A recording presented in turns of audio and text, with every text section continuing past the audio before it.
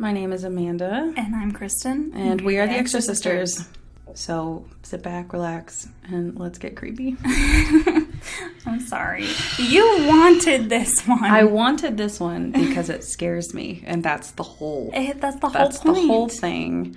Welcome to another Haunted Happy Hour. Yeah, welcome. We've each about had like 3/4 of a bottle of wine. Yep. Like each, not like one bottle split. We're feeling it. We're feeling it pretty good. Let me top you off real quick. Oh, thank you. Yep. Thank you. Yep. So generous. Your glass is black. I can't really see it because That's it's a dark good in point. here. It's dark and spooky. We got bleeding candles, which are coagulating. Yes, I got new candles for our room. We have pumpkin, even though it's still not quite fall. We still have. It is always fall for us. True. If you're new here, our Haunted Happy Hours are a little bit more relaxed of a format, so the audio is not quite as good because we back up a lot, we move around, we talk about things. That's true. We're not all up on the mic. We're into it. Exactly. We're drinking, if you didn't get that. That's also true. We had some pizza. And Also in this one, we are going to talk about true story, not just the movies, but real exorcisms that have happened. And some of them have fucking audio, which we are going to listen to live together. Because it's going to be creepy. I found the audio, but I'm too chicken shit to listen to them by myself. So I listened. That's why I'm here. Yes, I've listened to about 20 seconds of one to kind of get the volume. Yeah. Kind of know. If it gets loud, we're sorry. Yes. And then I couldn't anymore. Literally couldn't. Because I was alone and in our little spooky room, my back is to nothing. Yeah. And I just can't. Or to a crawl space, which is also creepy. I didn't think about that. Thank you. Yes, there is a crawl space underneath my house right next now, to us. But at least you didn't know before. Didn't think about it before. There's a lot of shit on top of it, though. Yeah. Granted.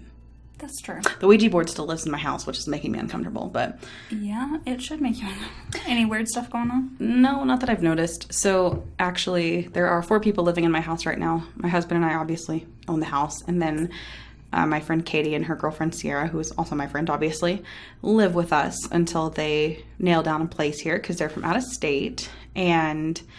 every single one of them, we went out to dinner last night, were like, hey, we're all going to be home. Can we smudge after you do this episode?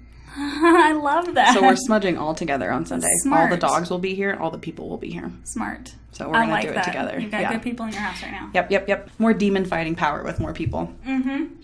And I told them, like, yes, we can smudge the house, but just so you know, you all have to be here. And they were like, oh yeah, for sure. We'll be blessed and do the whole thing. So not only does this terrify me, but the little 2 minutes of the audio that I have listened to, every time the quote demon voice end quote would get loud, Izzy would start barking, and we were just in here alone, and I was like, fuck, no. Well, before we get into the really creepy shit, wax just fell off onto the table. I'm sorry. Before we get into the really creepy shit, we're still a horror movie podcast. So maybe not after this. I might quit. I tried to look up horror movies about exorcisms for you guys, and there are 56 of them. I'm sorry, I don't have the time. You should just give us the mains. I pulled 9 major ones. Okay. I have, if you really need your exorcism craving, we have The Conjuring, The Exorcism of Emily Rose, The Exorcist, The Last Exorcism, there's 2 of them, Possessed, which I think you had me watch, right? Isn't that about the box? That's The Possession. Oh, damn it. I don't think I wrote that down. The Possession. There we go. So there's another one. There's 10 now. I would like to interject. I live next to an airport, and I'm tired of stopping for planes. So you're going to hear planes. Yeah, I'm over it. The Possession of Hannah Grace, Stigmata, The Taking of Deborah Logan, and The Vatican Tapes. I have seen The Conjuring, The Exorcism of Emily Rose, The Exorcist, number 1 of The Last Exorcism, Stigmata, The Taking of Deborah Logan. Out of those, that's all I've seen. Christ. For being so terrified of exorcist stuff. Okay, in my defense, The Taking of Deborah Logan is a very interesting movie. Isn't that the one you said it's about dementia? Oh, yes, that's the one I'm telling you need to watch. I really want to watch it. Yeah, that one. I honestly don't remember too much about it other than it kind of at the time, so this came out in, I believe, 2012. I don't have it in front of me, so don't fact check me on it, but I'm pretty good with movie dates. You're like crazy good with movie dates. And I think that came out in 2012. I lost my grandmother to Alzheimer's in 2012 as well. Ew. Yeah, so, and she was a sundowner. My grandmother was, and that's kind of like Deborah Logan gets up at night and does creepy shit, kind of like in The Visit. Like, I get they can't change that, but it's still super creepy. Yeah, and so I don't remember much of it because I think it was just like a little too much at the time because I lost my grandmother around that same time that movie dropped on Netflix at least. And so I don't remember much of it. There are like a few moments that I remember in my head, but that's about it. So I want to rewatch that movie now that I'm like, not like over it. That's kind of a shitty thing to say, but you know what I mean. Like I've had time and I'm, you know, much older now. Yeah, definitely. So my favorite out of them... The Exorcist? Probably The Exorcist, but also The Exorcism of Emily Rose, honestly. Like, The Exorcist is clearly a classic. It started, like, all of this shit. Not in, like, the real world, but in the cinema world. The Exorcism of Emily Rose and The Exorcist get to me on very, very, very deep levels. I know... Which we're actually talking about The Exorcism of Emily Rose this month, if anybody's interested in hearing Amanda's take on it. It fucked me up. And I literally, the whole week of The Exorcism of Emily Rose for us was really difficult for me. Yeah. Honestly, like on a personal level. Yeah. Because one of the things about horror movies is they get to you on such a deep level. Most of the time, you know, if you're one of those fans that can take it to heart, if you're one of those fans that just watches it for fun, more power to you. That's great. I'm mostly that, but there are some movies where it just sticks with you. Fucking can't, dude.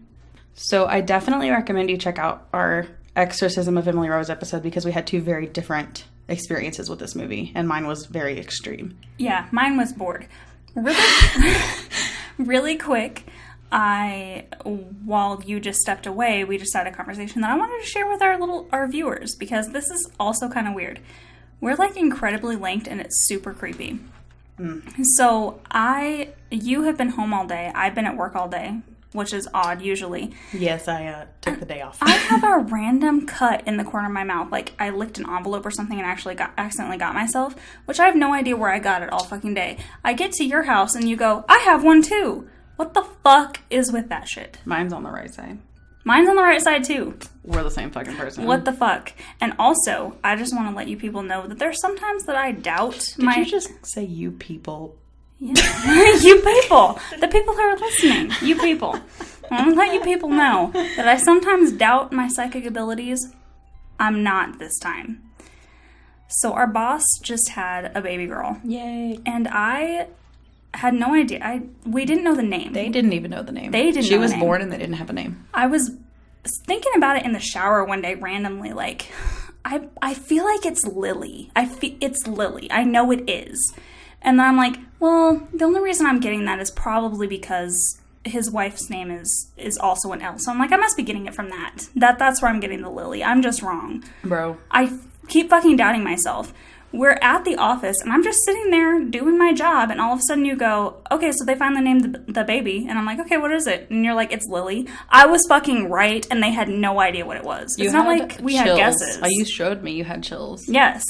Did you see a man in my house when you got here? No. Good. Did you pull out the Ouija board? No. Good. But I am so concerned about my soul because we're talking about exorcisms.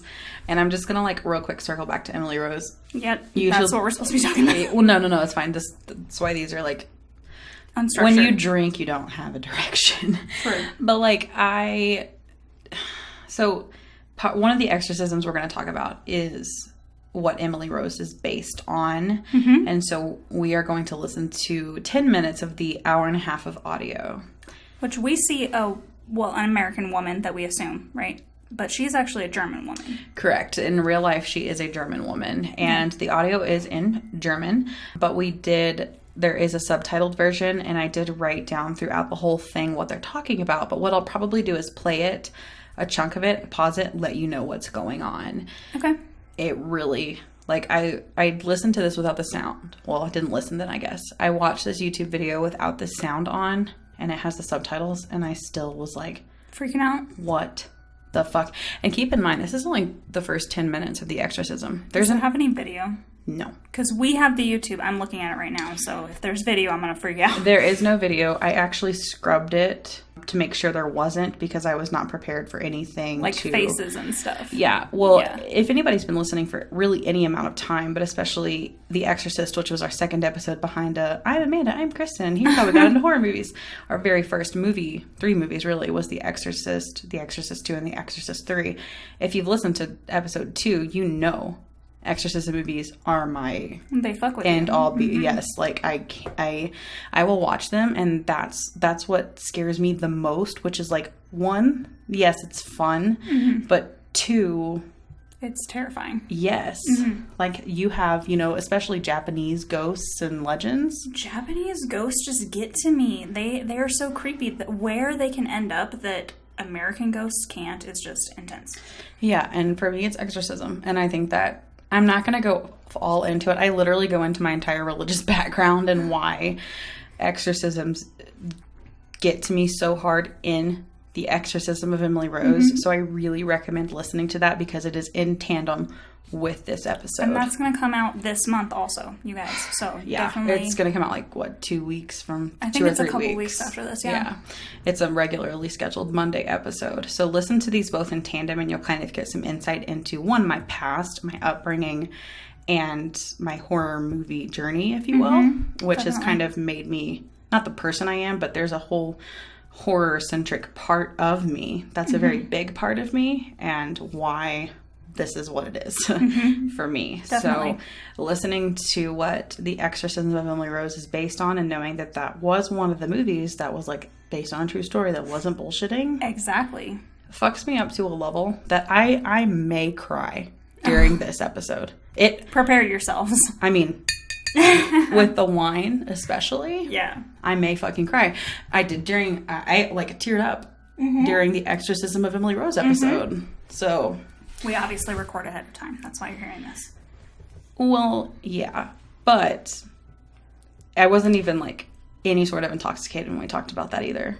And one of the reasons we talk ahead is to get ahead, obviously, so we can stay on schedule. But exactly, I want to make sure you guys have episodes. It's kind of like I need to get it over with. Like That's true. I probably will never watch The Exorcism of Emily Rose again in my entire life. That's how I feel about The Grudge. I will probably watch it again. But when I saw it on the schedule, I was like, can we please be done? Can we please get it over with? Exactly. So, we're going to obviously talk about exorcisms. Here we fucking go. And you're going to hear audio next. Yes. So, I'm gearing up this audio. It's coming from a different computer, so the audio warns that there are audio spikes. If you listen in headphones or you listen with the audio all the way up, it's going to be like one of those loud, soft horror movies. Right. And it's going to be in German. So you're not going to know exactly what they're saying, but I will stop it every minute or two and give you a brief, like, what just happened, or I'll tell you beforehand. What I can tell you is this is the priest and Annalise Michael. Okay. And I haven't heard this, you guys, by the way. I've only heard a few minutes of it because I had to stop it. How long are you playing? This today? clip is the part 1, and it is 10 minutes and 30 seconds 10 long. minutes. Okay. It's about a 10-minute clip. And again, it's only part 1. So I'm sure with all the hour and a half of audio, this isn't even the most intense, but there is a lot of demons screaming at the priest. A lot of it is actually very interesting to me because it's more like the priest is trying to get information about heaven and hell from the demon. Interesting. More than it is actually trying to cast it out. The priest the whole time is demanding the demon, literally verbatim, more, tell me more, I command you to tell me more, talking about heaven and hell.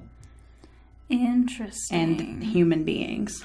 Huh. So, I will start it. The audio may be kind of weird because, again, it's coming from a different computer. We're not going to edit it in because we want to react to it live. So freak out potentially. Possibly cry, possibly quit. If you'd like to be Kristin's co-host, please apply at theexorcisters@gmail.com. Or you can sit in on all the exorcism ones because this might fucking tap me out. There it is. It's kind of full, We just finished off the bottle. And here we go. Let's do it. I'm ready. I don't know if you're ready, but I'm if ready. The fucking candle goes out, I'm done. I swear to fucking God, I'm fucking done. I'm so sorry for half an episode if that happens. Not even half an episode, 20 minutes. I'm lighting every single fucking smudge stick I have in this house, which is like 7. We're just going to take a break in the middle while you smudge your house. Let's do this! Okay, so this begins with the demon and priest discussing the demon fearing the rosary. Ooh. So what you're about to hear basically is the demon telling the priest that the rosary is the most powerful weapon. But a lot of people don't believe in the rosary, and that's because of the demon's work within humanity. Mm-hmm. It's seen as a very womanly thing, the rosary. Interesting. And the demon, it's a necklace. Mm-hmm, the demon in this said they did that on purpose, so that less people would believe in the rosary, so they would be less powerful against the demons. Interesting. I'm fucking wigging out, dude. Okay. All right. I'm sorry. I'm going to tilt the mic up a little bit. Let's move the candle away from the computer. Oh, I'm sorry. I'm drunk. I'm not thinking about this. It's fun to play with. Okay, here we go.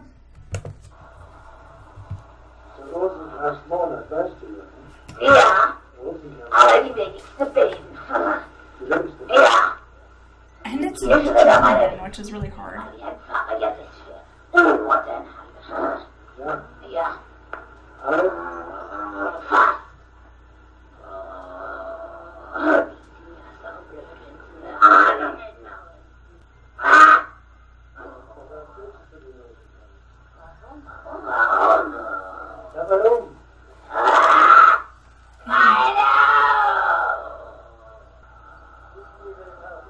You may have to do this.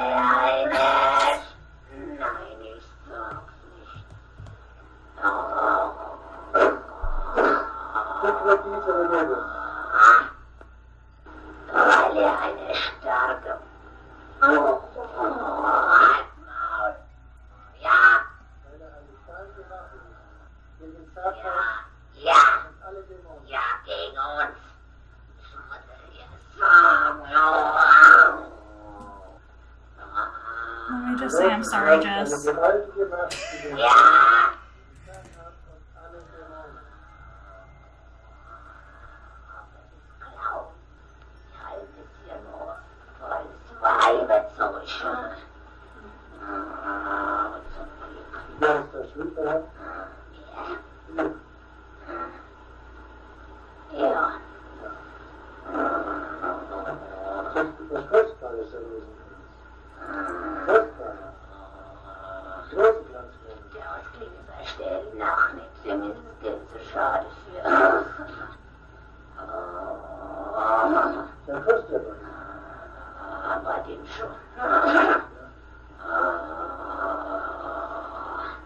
The fucking moaning, bro. I can't, dude. Ja, geht natürlich vor. Die Drecksau, die Bäden. Both the bitches who will whisper. Aber das Ding des Gesangs, die Drecksau, die das haben die hineingepflanzt. Ja, ja. Ja. Don't laugh. It's not funny. I'm not laughing. I saw it spike. That's what I'm not. I'm laughing because damn, she got loud. Fucking car. Sorry, guys.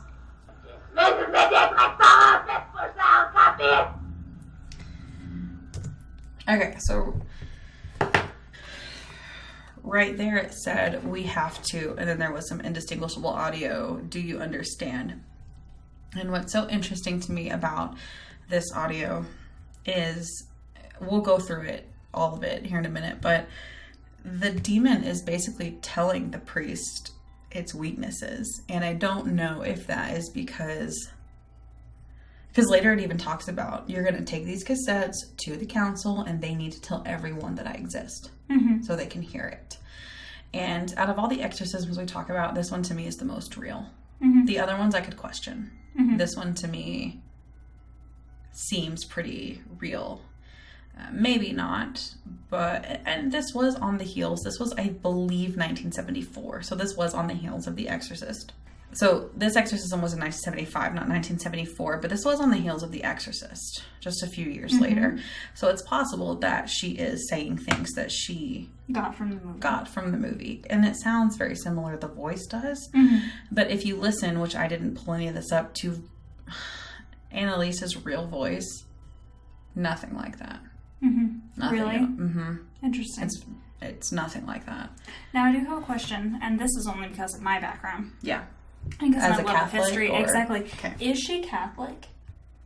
Yes. Is this a Catholic exorcism? Because Yes. I know that Protestantism reigned through Germany. So I know there's a lot of Protestants there. So is this a Protestant exorcism or a Catholic one? Which really doesn't matter, but it is just more traditional, I guess, with Catholicism. Just curious, I guess, to get the visual of what was going on.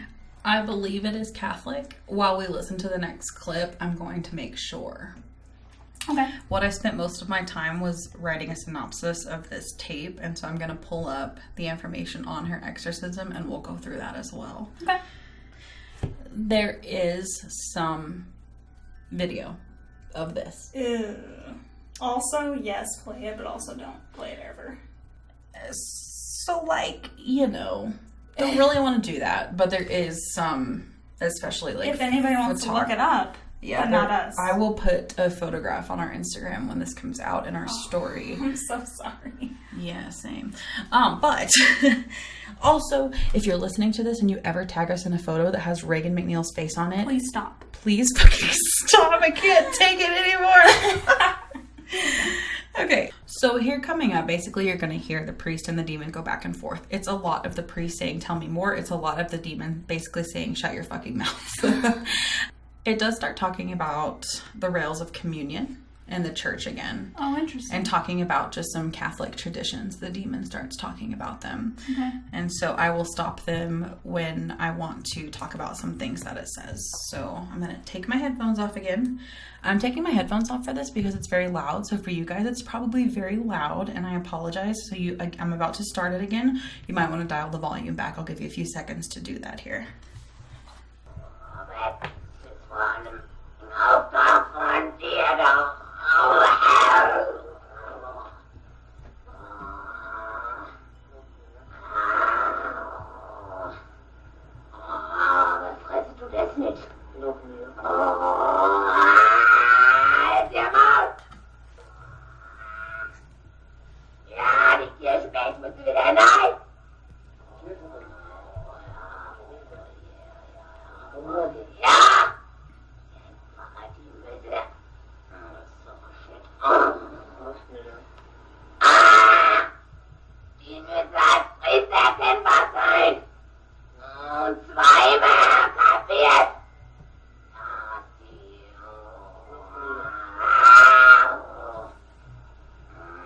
This would be a great way to learn German. I fucking disagree.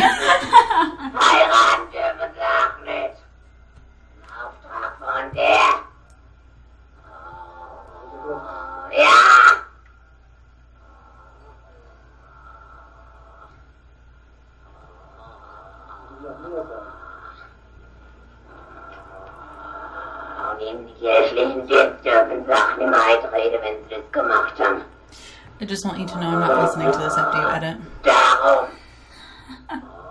I better edit. Oh, fuck, how am I going to edit this when I'm alone? Oh, no.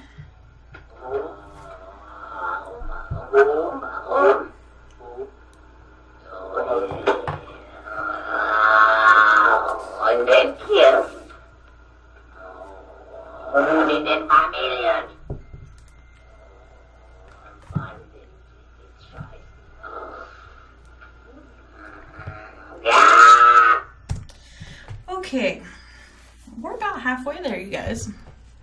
And basically what just happened was, like I said, they talked about some traditionally Catholic and some Protestant as well, carried into the Protestant faith traditions. They're very similar. Yes. So the demon is basically telling the priest that people must do these things this is my interpretation, purely my interpretation. Basically, the demon is saying the communion rails, the kneelers, they must come. Families must pray. Churches must pray. Priests must not get married. Da-da-da-da-da. All this traditional stuff. Mm-hmm. And then at the end, like that last little few clip there was families must pray. They must pray. They must pray. And then the priest says, and above all things, the rosary. And it screamed, yes.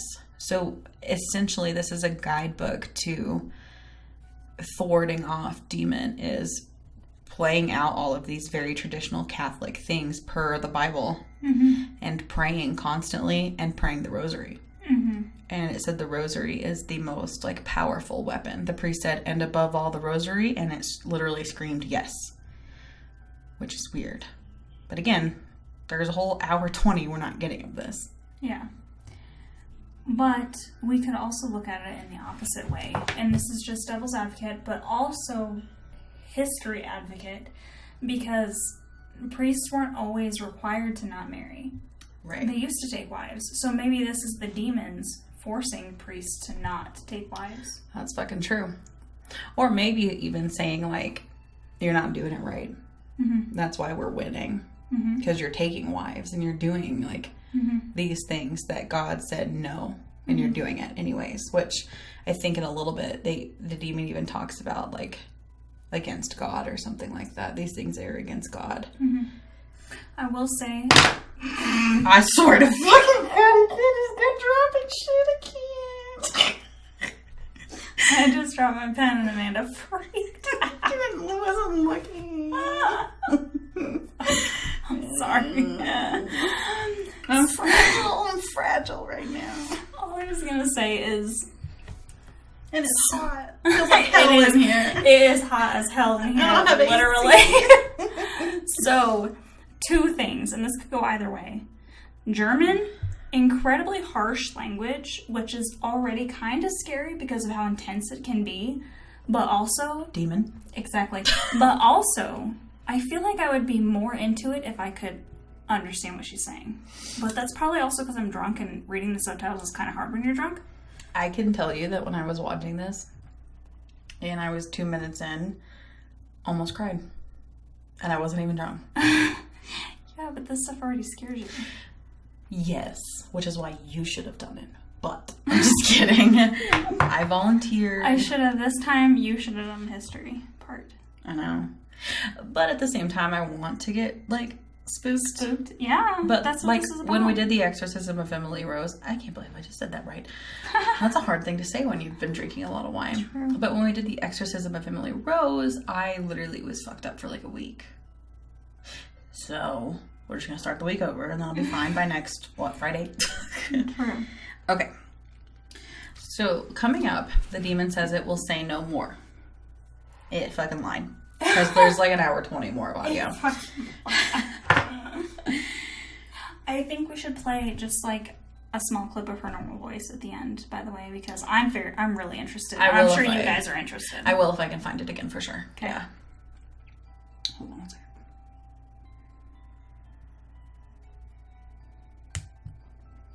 So coming up, the demon says its name. Okay. Does it do the 1, 2, 3, 4, 5, 6? No. But I didn't get the full hour 20 in. It starts with Nero. I am Nero. The third of them is what it says coming up. And so the priest, again, is just saying, give me more, give me more. Which also is a history buff. I'm just going to play devil's advocate. Like, yes, Nero wasn't the best of people, but also people in history kind of label him as a bad person when he did try to save his country. Because, like, the whole Nero fiddled while Rome burned. They didn't even have fiddles back then. Wasn't a real thing. Okay. On that note, though, demons are fallen angels, so they were also not necessarily trying to do terrible things.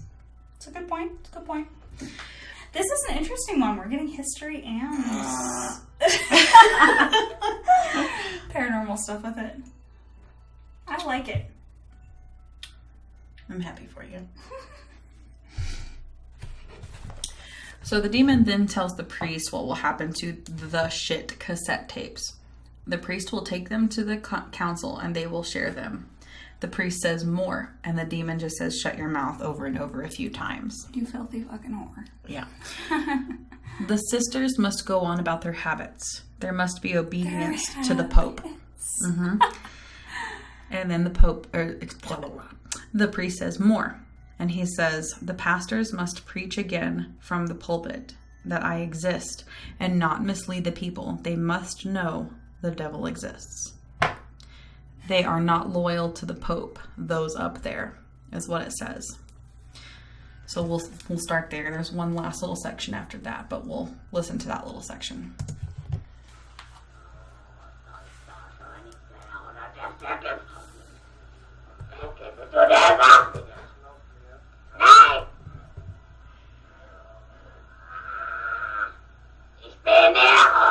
I am Nero. That's what that was. The third of the bunch.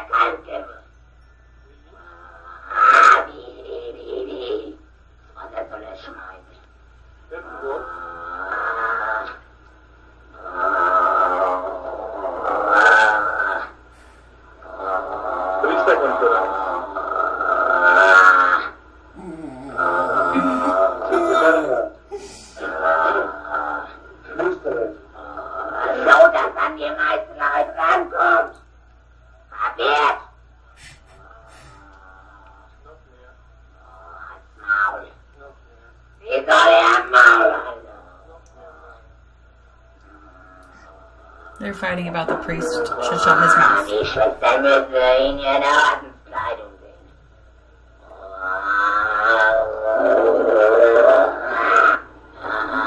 a good one.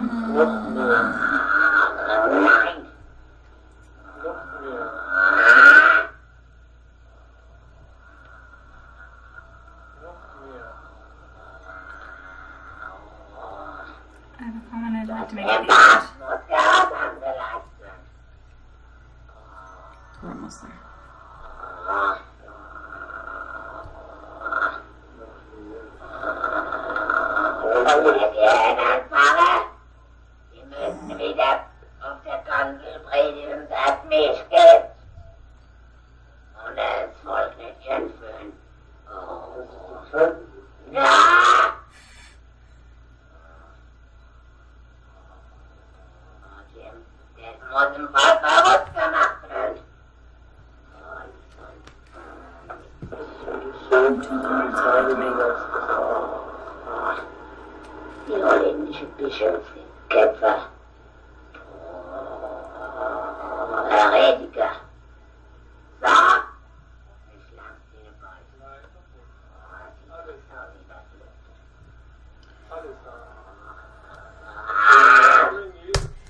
Okay.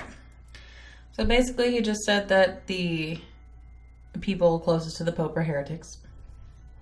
Mm-hmm. And that they serve not the Pope. Which back then we had JP2, I think, at this point. Maybe JP1. Don't even know. Proceed. Being a Catholic, I'm pretty sure we had JP2 at this point. Possibly JP1, but he only served like a very short amount of time. Might not have been him, might have been the guy before. But I did want to comment on two things. Mm-hmm. So, I personally don't want to get in this. If you would like to, I'm more than willing to talk about it. I just don't want to personally bring it up. We talk about paranormal stuff, so on my side it's the paranormal. But what he's saying the whole time is he's egging this demon on. He keeps saying more. I want more information. Which, traditionally, exorcisms, what they used to do is it's not like in the movies what you see and it's one event and it's done. It's more honestly like therapy. They bring people back and they do it over and over again for probably about a year. You know, and that may be why this is part one. Maybe this was the first session. I don't know. Exactly. So I just want to comment to anybody who's watching this or freaking out that priest is quote-unquote egging this demon on. He's actually not. Honestly, in a religious theme, he's trying to therapize. That's what he's trying to do. Yeah. Because he keeps going, okay, more. What else you got? What else you got? Keep bringing it out. Let's get it all out. Let's do all of this. So I did want to bring that part out. So nobody freak out on Catholics that they're like egging this person on. I agree. Well, to my extent of knowledge. I think that you have a point because this is, again, only 10 minutes of audio. And so the next part 2 is only 7 minutes. So it's weird how that's divided time-wise. Right. So it's probably, we could be totally wrong. We could be. By sessions. Yes, that's how it originally was supposed to be. Even if it's, you said it could be like over a year. It could have been like a couple days, a month, 2 months. Like she did die. Maybe he went too hard at it. Maybe he did too long of sessions. But traditionally, what exorcism in the Catholic tradition is supposed to be is multiple sessions. It's not supposed to be what you see in the movies where it's one and done and then they're fixed. They're not. They have to do this for a while, which is along with therapy. It's just religious therapy, which makes sense. You have someone in your body that is not supposed to be there, and religion is trying to help it. It needs time to do that. Which is terrifying, because I just want it gone. Like, if it was me, like, I wouldn't want to go to bed that night knowing that this was an ongoing process. Absolutely, that you have to get up the next day and maybe not even see the priest the next day. Maybe see them a month later and do this again. No. That's how that happens. I would rather fucking die. Like, honestly, yes. This is my biggest fear. Yes. Ever, is demonic possession. Yes. Whether that, yes, I should probably be more scared of something more realistic, like nuclear war, which is up there.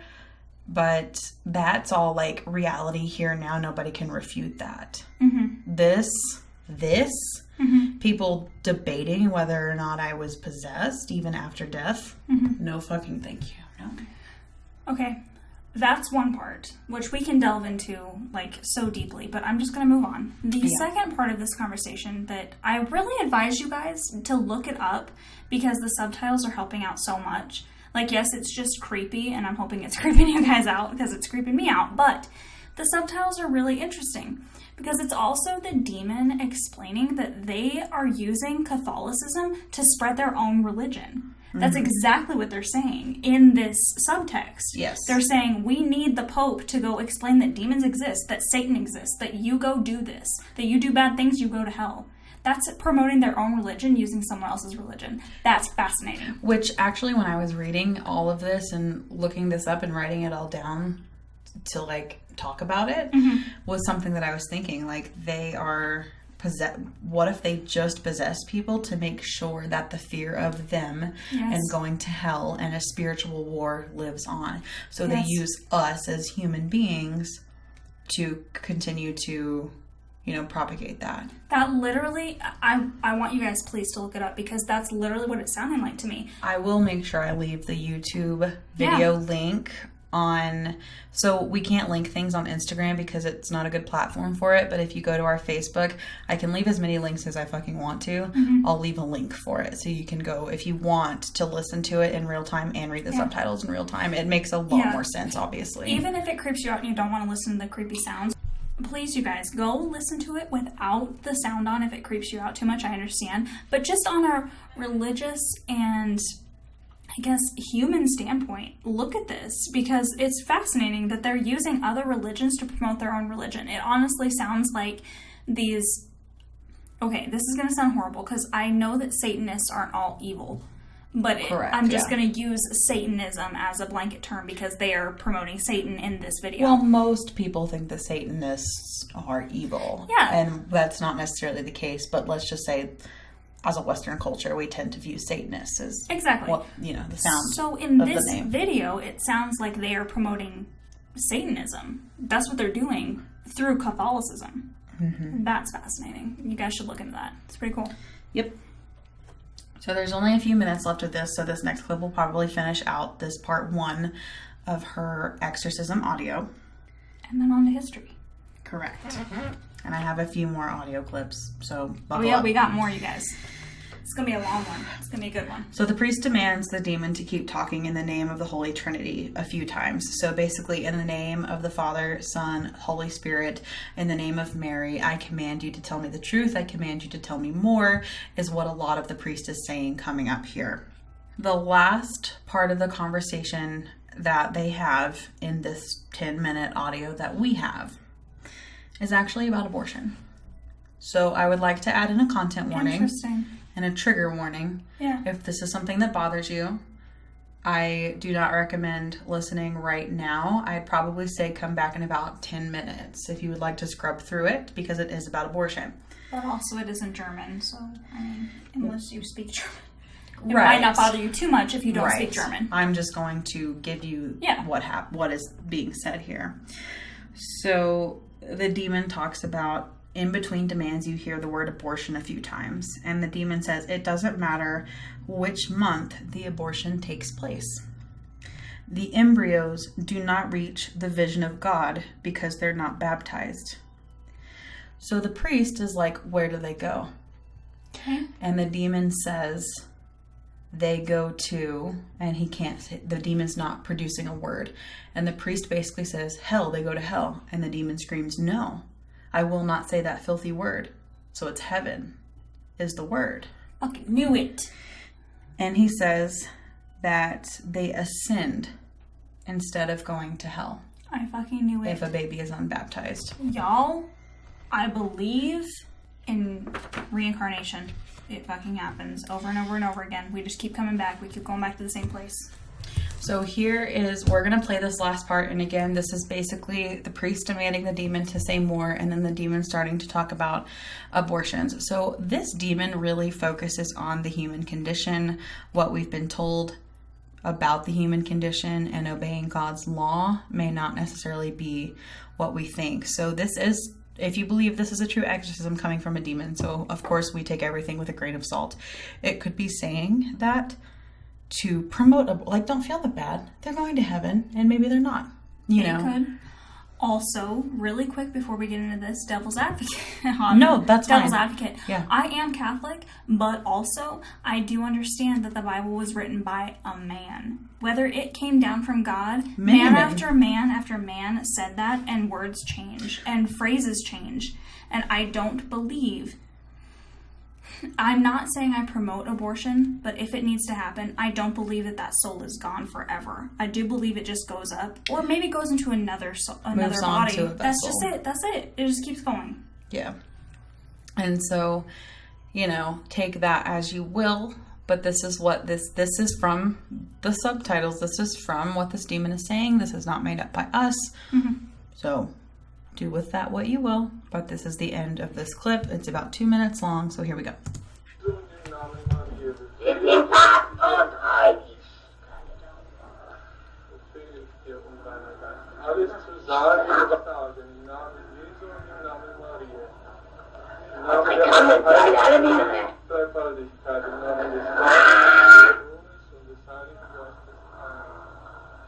Du musst alles sagen, was du mir zu sagen hast. Im Namen des Vaters und des Sohnes und des Heiligen Geistes. Amen. Die Mutter Gottes wird dich dazu zwingen.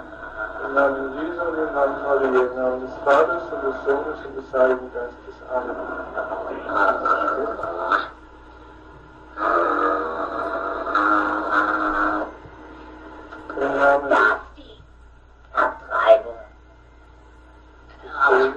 und des Heiligen Geistes. Amen. Sage alles. Alles. Im Namen des Vaters und des Sohnes und des Heiligen Geistes. Amen. Und zwar, egal ab welchem Monat abgetrieben wird. So. Das wissen wir alle. Du hast noch nicht alles gesagt. Du musst jetzt alles sagen. Und zwar, dass die Dinge, die Embryos, That was embryos. zu anschauen und so. Sage die Wahrheit. Ja!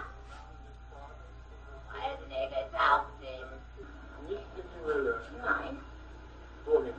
Ja, die kommen auf. Ja, wohin? Donuf. Wohin? Ja, der Scheiß, was kann ich nicht sagen? In den Himmel. Ja. Also doch. Ja.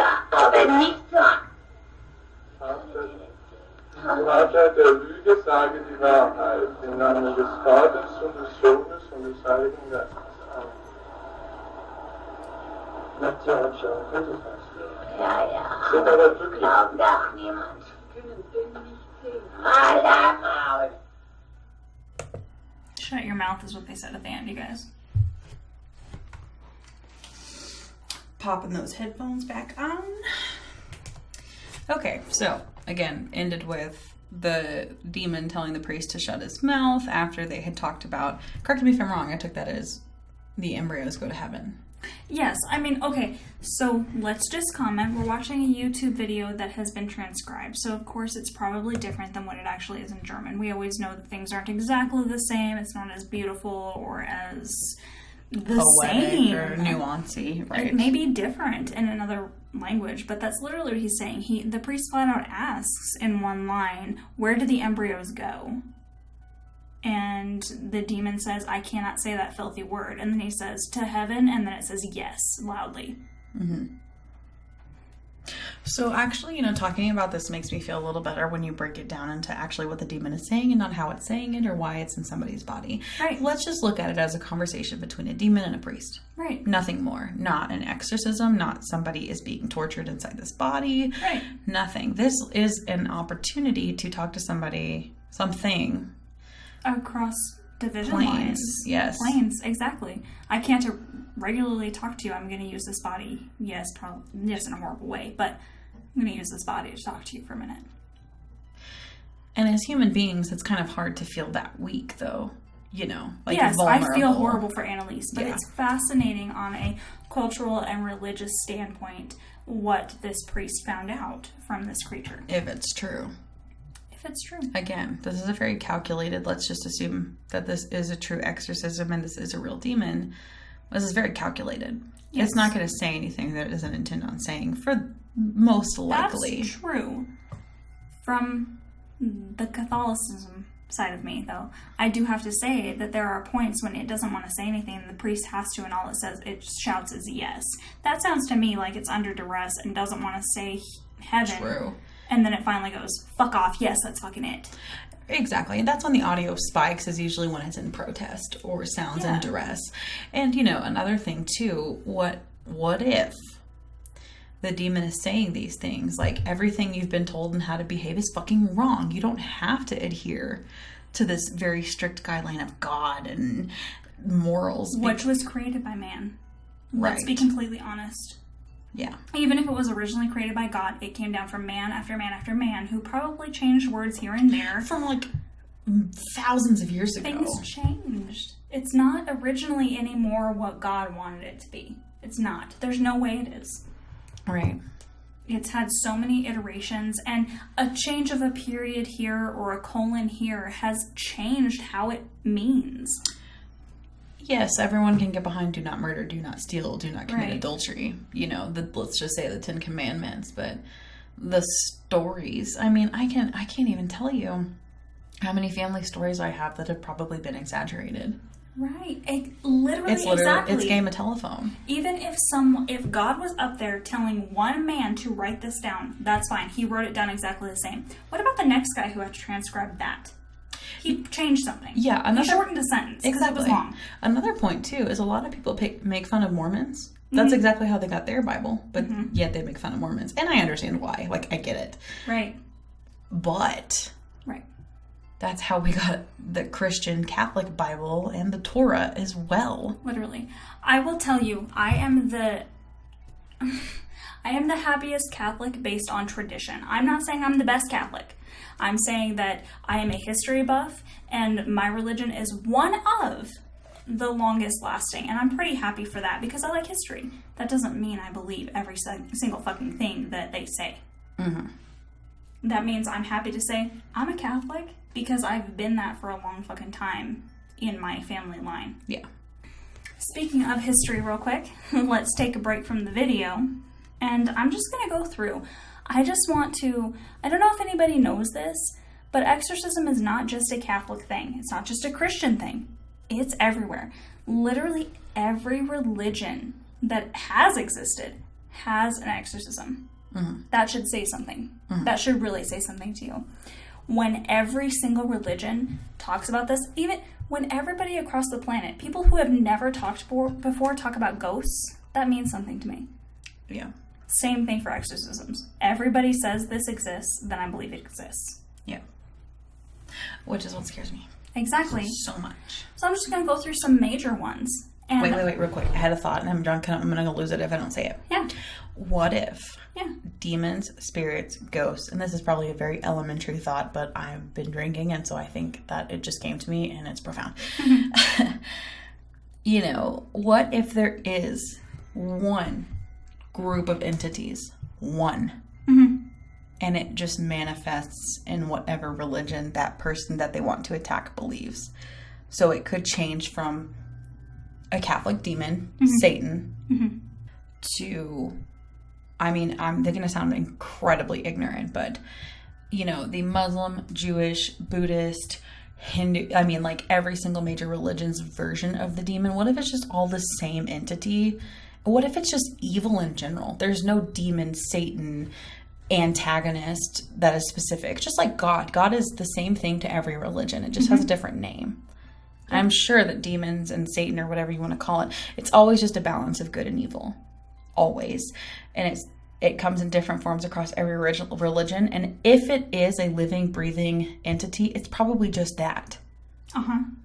It's probably not Satan, a demon, or whatever. It's probably just whatever you fear. If you specifically are being targeted, like a boggart, what form is it going to take? Or a trickster, or something like that. Yeah. Absolutely. I know I keep saying this, and I know it's I'm not going to say stupid show, but stupid show.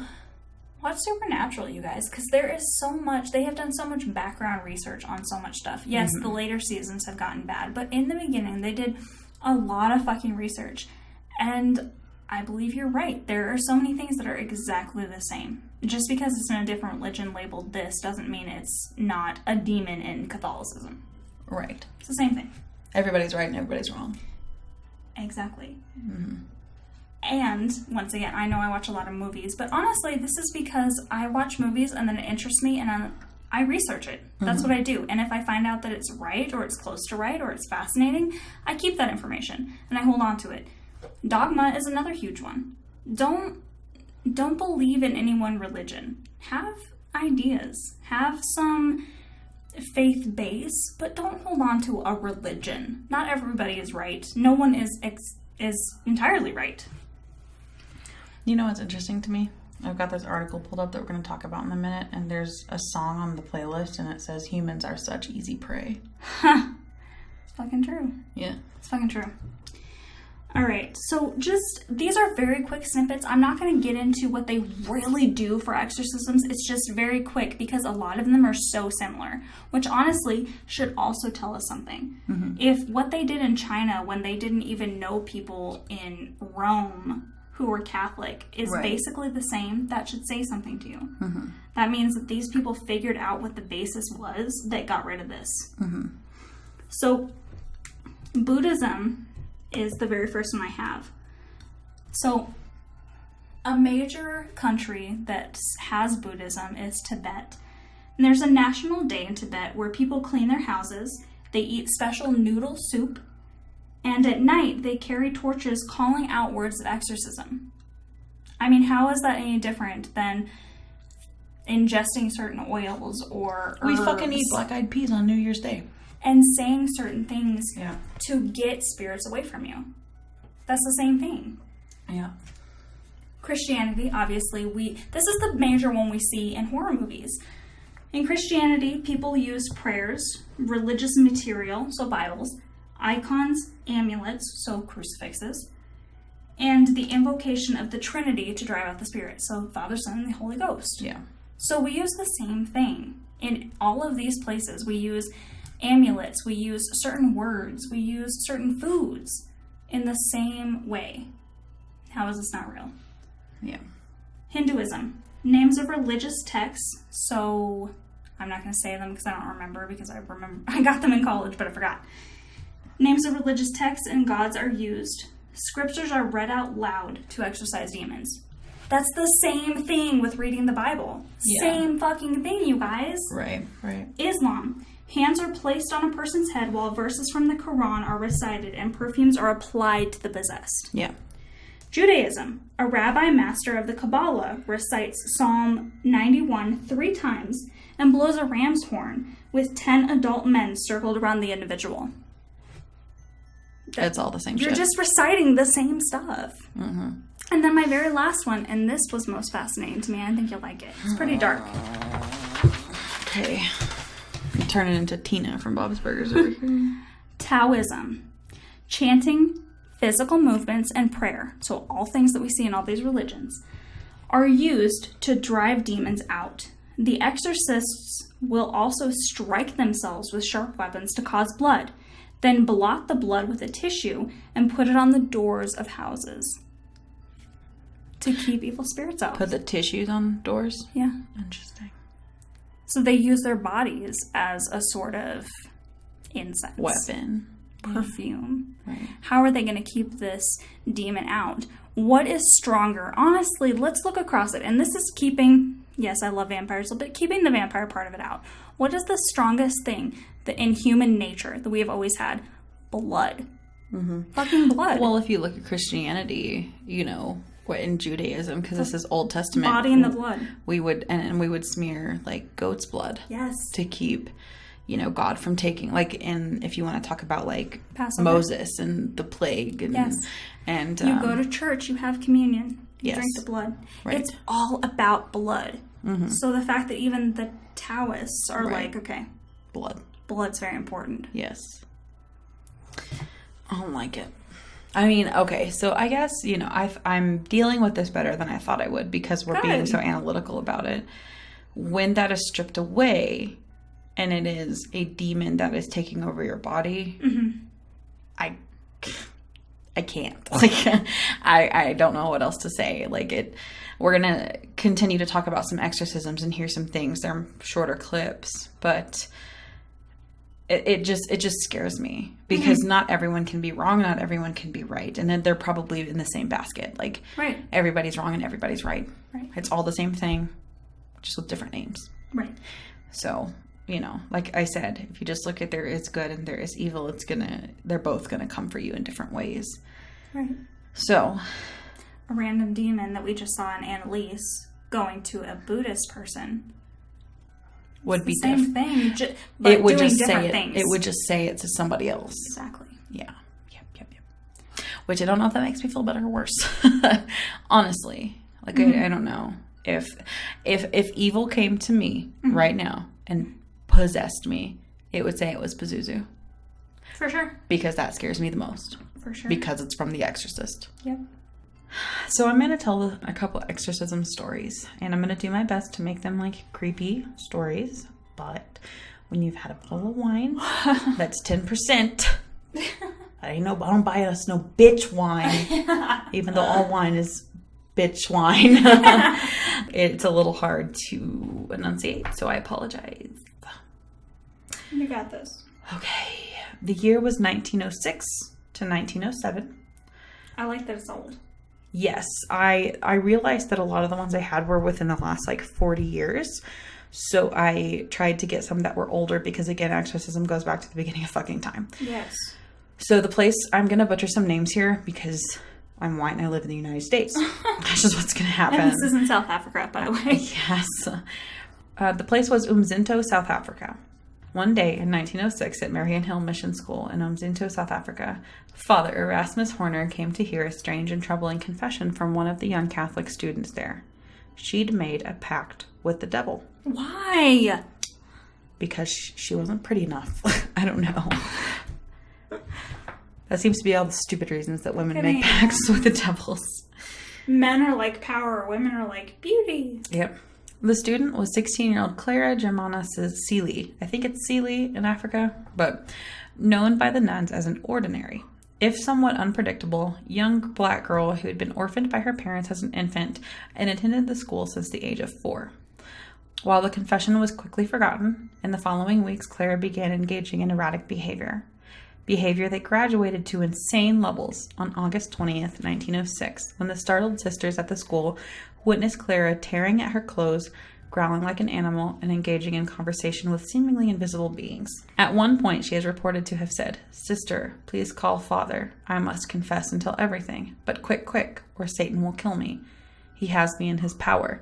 Nothing blessed is with me. I have thrown away all the medals you gave me." And later, "You have betrayed me. You have promised me days of glory, but now you treat me cruelly." Clara's bizarre outburst continued. Nuns reported that the girl's skin would burn where sprinkled with holy water, and that she would act disturbed and lash out violently when crosses or other sacred objects entered her presence, even when they were concealed.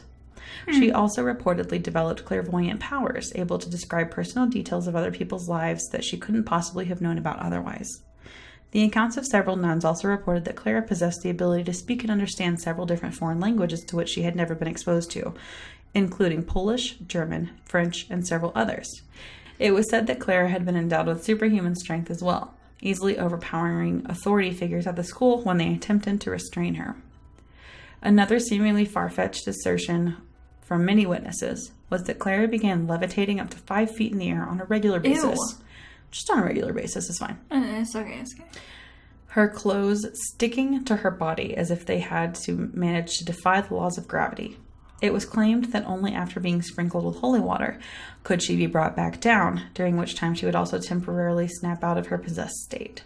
Most outlandish of all were the claims that the young woman had the ability to transfer into a sort of snake-like creature, her body becoming as flexible as rubber as she slithered across the floor. Ew, God, I'm picturing that and I'm freaking out.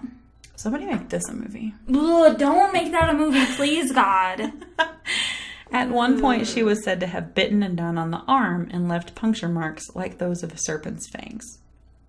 After it was determined that Clara met the criteria for demonic possession, her confessor, Father Horner, and another priest, Reverend Mansueti, were cleared to perform an exorcism on the girl. On September 11th, 1906, the ritual was performed, lasting from the early morning hours until noon, and picked up again at 3 p.m. and continuing on to the next night. Among other bizarre and violent behaviors, Clara allegedly knocked a holy Bible from one of the priest's hands and attempted to strangle him with his stole. The next morning, the rites were administered once again, with the possessing demon supposedly departing Clara's body after telling the priest he would signal his exit by an act of levitation, which occurred in front of an audience of around 170 people in the mission chapel. The priests then asserted that Clara had been cleared of the devil's influence. However, in January of 1907... So the next year, or was that mere months? That was the next... it was a couple months, yeah. Okay. In January 1907, Clara claimed to have made another pact with the devil. Why the fuck would she keep doing that shit? It must have been awesome. And another exorcism was reportedly performed that lasted for 2 days. After the demon departed for the second time, witnesses reported that the air became filled with an overpoweringly foul smell.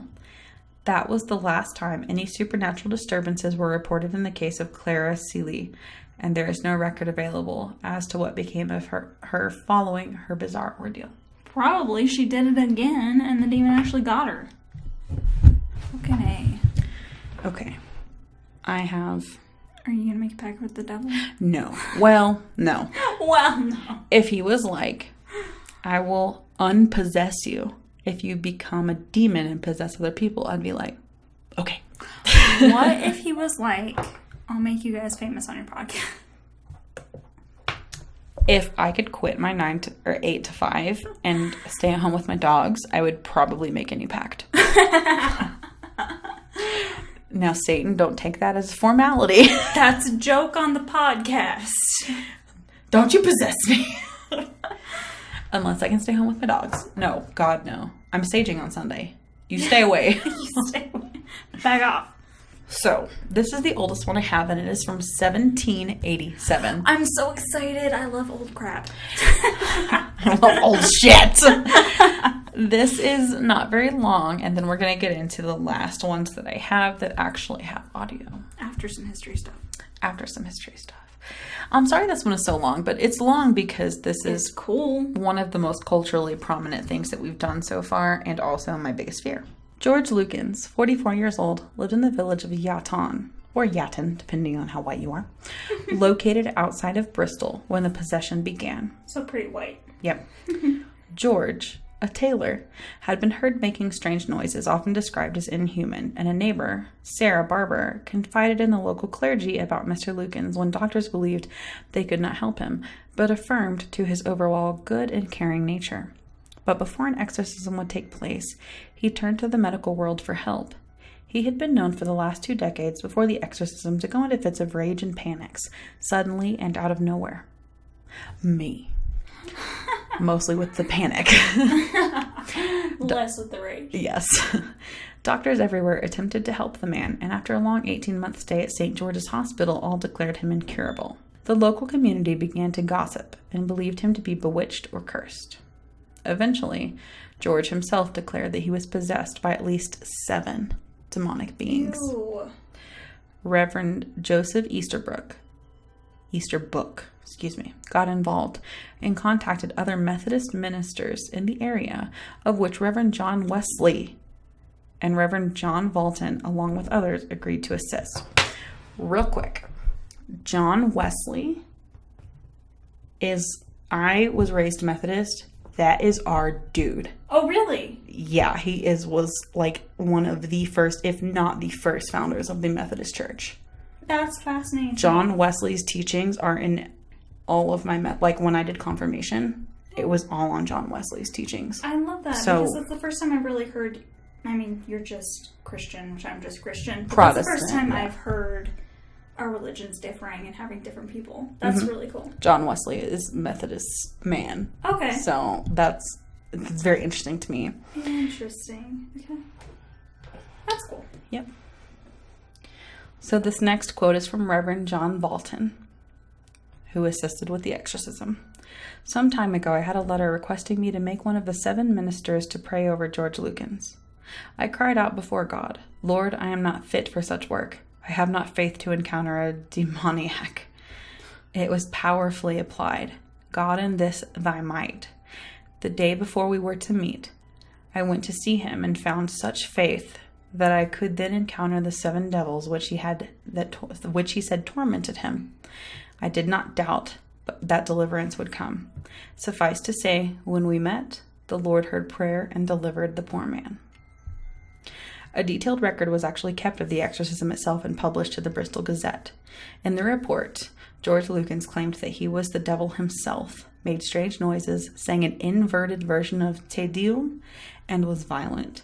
Witnesses and assistants to the exorcism and Reverend Joseph Easterbrook, Reverend John Broadbent, Reverend John Valton, Reverend Jeremiah Brettle, Reverend Benjamin Rhodes, Reverend Thomas McGeary, Reverend William Hunt, J. Westcott, J. Lard, T. Delbreeze. Oh, there are like a billion of them. And like 4 more. The Methodist exorcism, again, which is why I pulled this. Yeah. Because I am Methodist. Which is cool. The Methodist exorcism ceremony resembles the Catholic rite in many ways. The ritual consists of adjurations and commands for the demon to depart. These commands are accompanied by prayers and hymns. Ironically, for this case, all these rituals were expressly rejected by the Church of England as well as the other Protestant denominations. The deliverance concluded when the demons were cast out using the Trinity formula. The clergyman commanded the demons to return to hell, and George Lukens then exclaimed, "Blessed Jesus," praised God, recited the Lord's Prayer, and then thanked the Methodist and Anglican clergymen.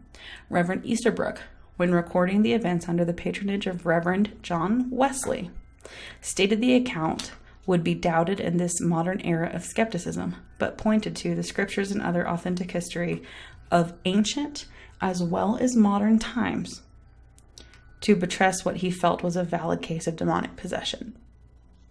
An article in the Gentleman's Magazine and Historical Chronicle criticized the account, stating that Lukens actually suffered from epilepsy and St. Vitus's dance. Dr. Ferrier, a medical demonologist, criticized Lukens as an impostor masquerading as a demoniac. Nevertheless, after the exorcism, Lukens was described as calm and happy.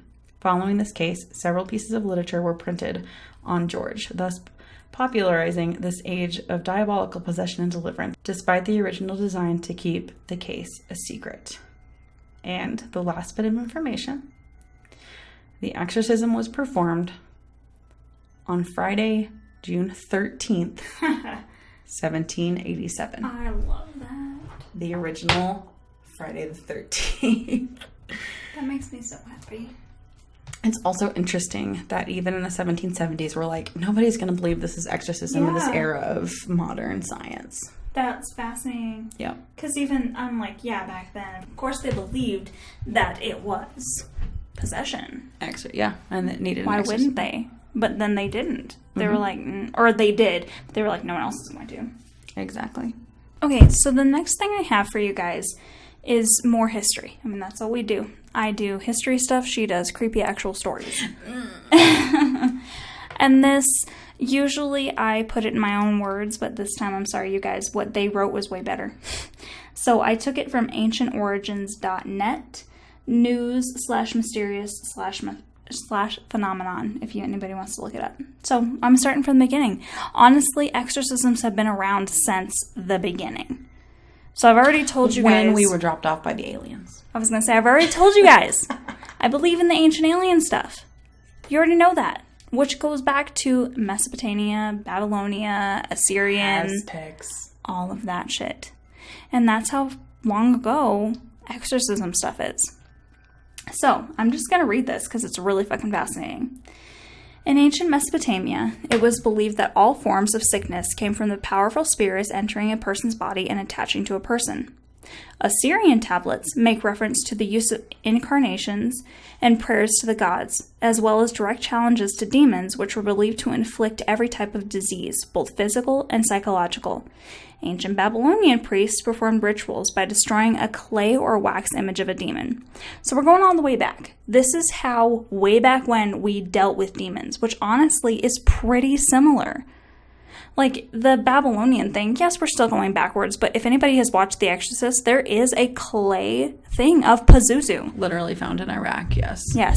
In the Hindu religion, the ancient texts known as the Vedas, which were composed around 1000 BC, refer to evil beings that interfere in the work of Hindu gods and harm the living. Accounts from ancient Persia, dating back to around 600 BC, offer evidence of exorcism using prayer, ritual, and holy water by the religious leader Zoroaster, who was considered the first magician and who founded the religion Zoroastrianism.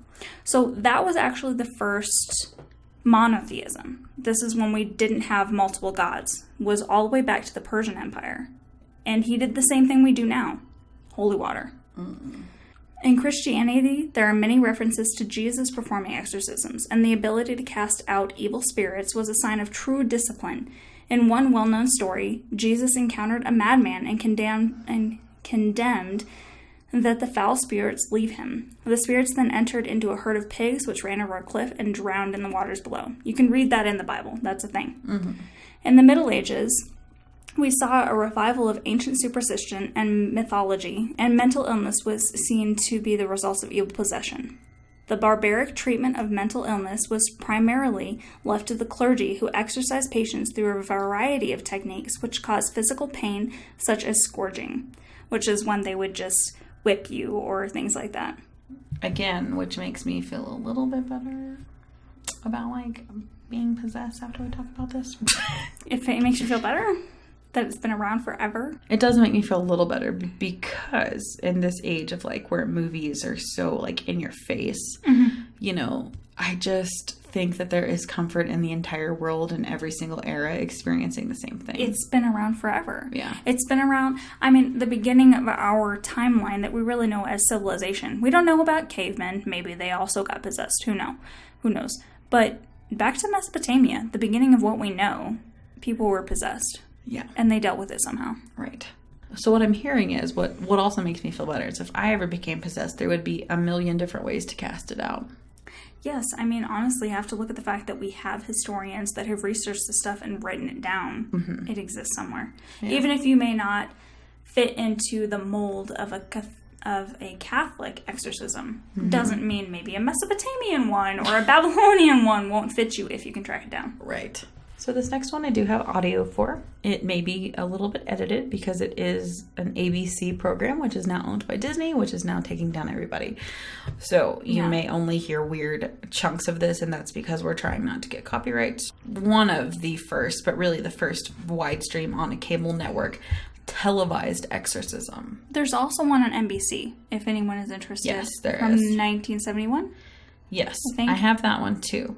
This one, the one from the 70s, you literally just can't understand what they're saying because it has not translated well to YouTube. It's really bad. The audio's real bad, you guys. So I'm leaving that one out of this, but there is one, if you want to see a televised exorcism from the 70s, it just absolutely would not translate to this episode.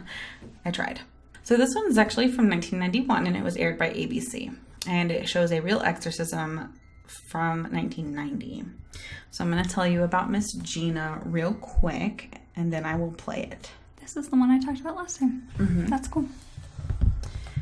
Gina was a teenager in Florida that was exhibiting crude, lewd, violent, unusual behavior. So she was a teenager. Got it, okay. Basically.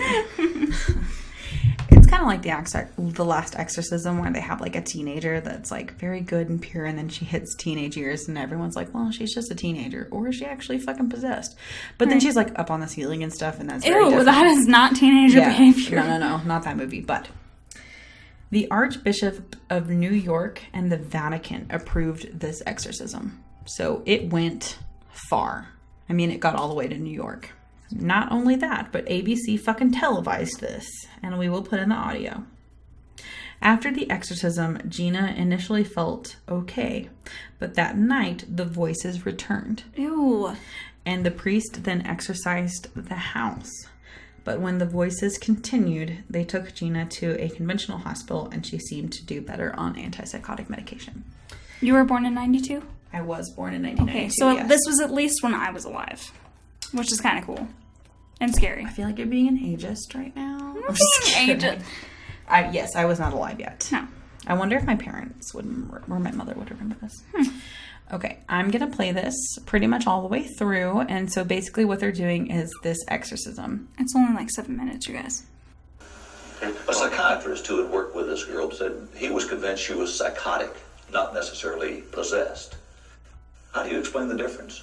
Well, one of the basic questions I would have to ask is whether the psychiatrist believes that possession is possible. And merely because it's psychotic doesn't necessarily exclude the presence of demons. Because the question I always asked them, I said, all right, you've explained it this far, but now what? What's after that? It's still happening. And they can't answer it. I would just like to mention there is video with this, not just audio. So if you hear me talk in the background, I'm freaking out. An exorcism. Holy Lord, It begins. you who sent your only Son into this world in order that he might crush this roaring lion. Father A. reads the sacred Roman Catholic rite of exorcism. Throw your terror, Lord, over the beast who is destroying what belongs to you. The prayers from the book he holds have remained virtually unchanged since the Renaissance. Obey me in everything. Although I am an unworthy servant of God, do no damage to this person or to any of the people in this house. Lord Jesus Christ, send your Holy Spirit into our hearts. Send your Holy Spirit into our lives, Lord. Lord Jesus Christ, Son of the living God. I now exorcise you, most unclean spirit. You gave power to your apostles to pass through dangers unharmed. Armed with the power of your Holy Spirit, I can attack this evil spirit in confidence and security. Cloak your strength. He threw you out and exterior. It's like a surgeon going in, trying to probe, trying to surgically lay bare what is there, and you get to the core of what you're looking for. I therefore enjoy every unclean spirit, each devil, each part of Satan. As the prayers intensify, so do Gina's physical reactions. The team's doctor ties her arms and legs to the chair. Fear and take flight at the name of our Lord. The fire of fear, blessed are woman, and blessed is the alive one Jesus. Holy Mary, Mother of God. Her fucking eyes, bro. That's part of the objection of the demons leaving. It also could be prelude to levitation, the rising up off the ground. If she weren't being held down, the resistance could be such that she would rise up off the floor and go to the ceiling where nobody could touch her. Death is is your lot, impious one, because you are the prince of cursed homicides, master of the most evil actions, teacher of heretics, the inventor of all obscenity. Go out, therefore, impious one. Now we're heading into the class, into what we call the confrontation stage, where we're crashing together. God the Father, God the Son, God the Holy Spirit. I was seeing a 16-year-old little girl, being screamed at, yelled at, and then had to fight with myself and say, wait a minute, there's something more happening here. Having been involved in similar situations, I know the reality of evil. Will enter eternal life, and those who have done evil will. When I glanced from the book and looked into her face, you could see the hatred was so intense. At times it's very nerve-wracking to see that look glaring at you. Knowing that the evil that's present hates you so much. It's a frightening moment. Sinners! Your brother's getting worse. More wars are coming. Do you understand? Jesus is going to take all of us. The next morning they are like the changing grass, which is on spring. Father LeBar voices the prayers word for word, And generated before all time. watching Father A closely for signs of weakening. Born from his mother in time. I felt the power of God, I also felt the power of evil. In every single case I've had to deal, I've had to confront fear in terms of the May evil. God have pity on us and bless us. May he let his face shine upon us. May your way be known upon us. Gina seems to switch uncontrollably between personalities. Give place to our Lord Jesus Christ, who poured out his blood for him. Give place to the Holy Spirit, who through the blessed apostle Peter. The exorcism sometimes can go wrong if the priest who's performing it suddenly becomes over-compassionate or over-caring and decides that maybe that devil should bother him instead of the person. And then the whole thing could collapse. You leave For a now. moment it started to happen, but then I caught myself and started all over. Jesus Christ commands you. You must leave. So is a spirit of confusion, so is a spirit of fear, that makes you think that things are happening to your body. The rite of exorcism continues without let-up for several excruciating hours. As Father A reaches the final stage, when he says Zion, Minga, and the other diabolical influences must leave her, Zion, leave now. Gina becomes complacent, ready to obey the commands of the exorcist. Or you experience the fires of hell. Zion, leave now. In the name of Jesus Christ, I command any of the spirits that are present in Gina to speak out now and reveal themselves. Minga has to go now. The cross compels you. The spirit of lust. That spirit of lust must leave Gina. I command you to depart now, to leave our sister alone forever, and never to return to her or to anyone else on this earth. In the name of the Father, and of the Son, and of the Holy Spirit. Amen. Gina, kiss the cross of Christ. Mom's got to take you home. You're going to relax. Okay? Okay. So again, that was the exorcism of 16-year-old Gina in Florida in 1990, aired in 1991. Mm-hmm. There is a lot of debate about this one because, like I said before, it didn't really stop, and she was taken to a hospital and put on antipsychotic medication afterwards and seemed to do okay. Mm-hmm. And so that brings in a conversation that is kind of difficult to have, especially talking about this stuff, is I beg you, if I ever say I'm possessed, do both. Get me an exorcist, get me medication. You know, like if you don't know which is which, don't just send me to a psychiatrist. Yeah, definitely. Because I think one of the scariest things, and I'm not going to get into like schizophrenia and, you know, yes, that can onset later in life, you know, in college and, but if somebody truly thinks they're possessed, even if it's not true, wouldn't an exorcism help them? Honestly. I mean, that's what it comes down to. That's the debate, is religion. And that's the debate, once again, please listen to our episode later on in the month about exorcism of Emily Rose. That's also what they talk about, is that she's religious and religion helps her. Exactly. So would that not, like, the mind is one of the most powerful Yes. things. And not to get too personal, but I've been, and you can attest to this, really sick recently. Again, I was actually honestly going to ask you to share. Really sick recently. Yeah. To where I have been to the emergency room. I have been to my primary care provider. I have been like crying and begging for someone to figure it out. Right. What is wrong with me? What pill can I take to Right. fix me? And so I had all these blood tests run because I'm vegetarian vegan. Like, I say vegetarian vegan because at this point that we're recording this, I'm kind of transitioning to vegan from vegetarian. And so my PCP was like, I'm really concerned about your iron levels, you know, because vegetarians and vegans typically do not get enough iron, which isn't true if you're eating the right. But you also hate vegetables. I fucking hate vegetables. So, especially like broccoli and the ones that are high in iron. And iron, yeah. So I was like, okay, a deficiency, that would be great. Because I know. You could fix that. Yeah. My blood panel It's came not back. something Yeah. with your brain. Exactly. My blood panel came back perfect. I went to the emergency room.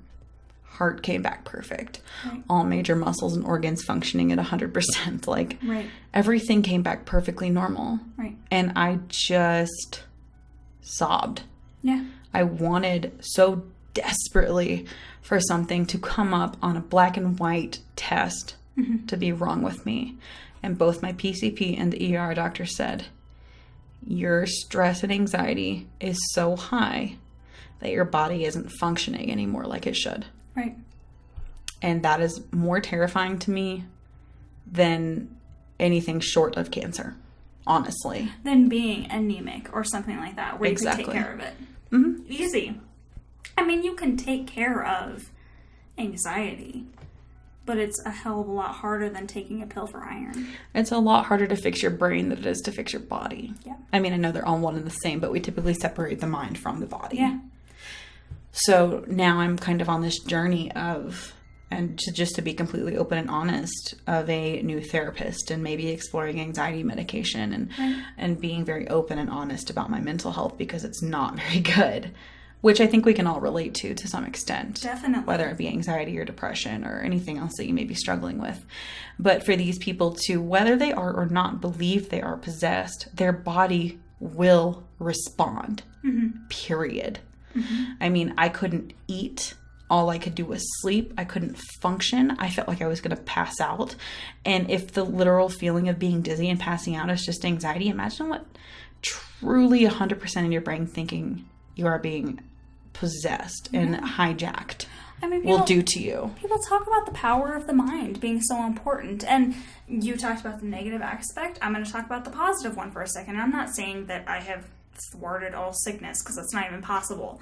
But I have not been sick for more than a year now. And I honestly think that is the power of positivity on that. Right. I think I may be getting cold, my throat may hurt. I'm like, no, I'm not. I'm not getting sick. I'm fine. Help your immune system out. Yes. By telling it it's fine. Exactly. And I feel like if I did the opposite, if I was like, oh God, I'm sick, I would be sick. And I think that's why I felt bad for so long, because I woke up and I'm like, I'm so scared of feeling ill today. Yes, absolutely. Whether, and again, positivity is awesome, but if you're too weak to do that, you need help. And it's not your fault. No. This is taking a weird turn. But like... Yes, it is, but it's not. You're right. It's not your fault. Yeah, and same thing with these people that believe they're possessed or are possessed. And that's the thing. Like, I don't think if you told me tomorrow, I think that I'm being visited by a spirit or that I am possessed or in the process of being possessed, I wouldn't be like, you're crazy, let's lock you up. I'd be like, fuck, what do you need? Right. You know? Exactly. So I think that is just as big of a part as any exorcism as the actual exorcism is, you know? You're completely correct. And what if, you're right, what if she actually is possessed and all they did is lock her in that brain with medication? That's the most terrifying part of demonic possession, in my opinion. Because demons, if they are a thing, or if we're just going to believe there's evil and good in whatever form, and let's just say that right now it's demons, they know that. Yes. Once They're again, going to use that against people.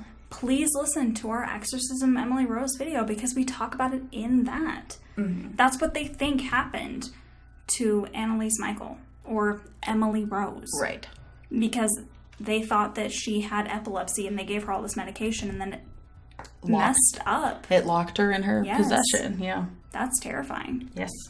So this one kind of goes on the back of mental illness. This next one that I'm going to talk about. Okay. Actually, the last two, I only have two more, Okay. happened within the last 20 years. Okay. Actually, within the last, 15 years. Ew. It's not like Yeah. this has gone away. It's not something you only see in the movies from the 70s. The most recent one I have is 2015. It's happening, you guys. That was when I met you.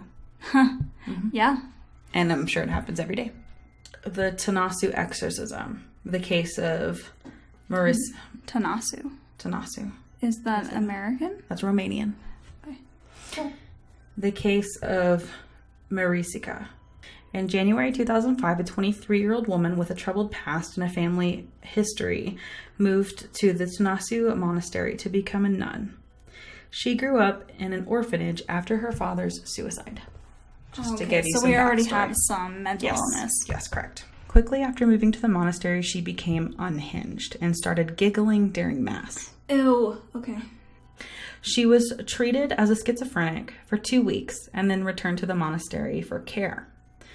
Because friends never saw any signs of mental illness, because her brother said he actually saw Satan go into her, and because of her own belief that she was possessed by a demon or demons, the church took the exorcism route. Yeah, damn straight. The father of the monastery said, "You can't take the devil out of people with pills." Yeah. Nuns bound her hands and feet and locked her in her room. A few days later, they chained her to a cross with her arms stretched out. What the fuck, man? The nuns later reported that she begged to be tied up and helped. She said, "Tie me up and help me, please." She was kept like that for 3 days with a towel in her mouth, frequently anointed by holy water on her forehead, her appendages, and on her lips. The only water she got over those 3 days was the holy water they would put on her lips. Just keep that in mind. The father deemed that they had cured her, and after those 3 days, they gave her food. They gave her bread and tea. And soon after eating, she passed out. Her pulse was weakened, so they called an ambulance. She died before she got to the hospital.